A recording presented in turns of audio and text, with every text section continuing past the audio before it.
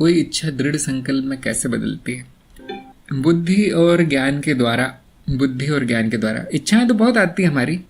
किसको संकल्प में बदलना है? आपको बुद्धि से निर्णय लेना है। और अगर आपका गुरु है तो ये निर्णय आसान हो जाएगा, क्योंकि ज्ञान है फिर आपके पास। तो अपने आप नहीं बदलेगी इच्छा संकल्प में। अगर बदली तो अंधकार है। फिर तो उस संकल्प का क्या अर्थ है? वो बुद्धि के द्वारा इच्छा संकल्प में बदली जाती है। ठीक ऐसे ही है जैसे जो आर्किटेक्ट है वो बुद्धि के द्वारा नक्शा बनाता है घर का, लेकिन जो सिविल इंजीनियर है वो मटेरियल लाके घर बनाता है, असली घर, ईंट पत्थर का।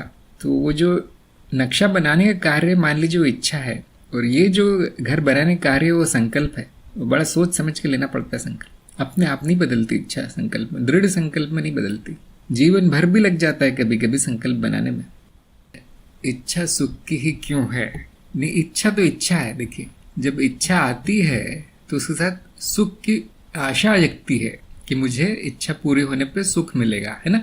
लेकिन मैं अभय से पूछूंगा, क्या ऐसा होता है? क्या इच्छा पूरी होने से सुख मिलता है? क्षणिक आनंद, क्षणिक आपको भोग मिलता है उससे, थोड़ा सा शारीरिक हो या मानसिक हो, बौद्धिक हो। लेकिन दूसरी इच्छा आ जाती है, और वही इच्छा बार बार आए और वही कर्म बार बार हो, तो वही सुख दुख में बदल जाता है। तो आप कैसे कह सकते हैं कि वो सुख की ही इच्छा क्यों है? इच्छा इच्छा है, उसको सुख और दुख का रंग दिया बाद में मिलता है। तो इच्छा क्यों आती है फिर? क्योंकि वही चित्त में वही वृत्ति सबसे ज्यादा महत्वपूर्ण है, वही सबसे ज्यादा शक्तिशाली है। इसे हम कहते हैं देवी।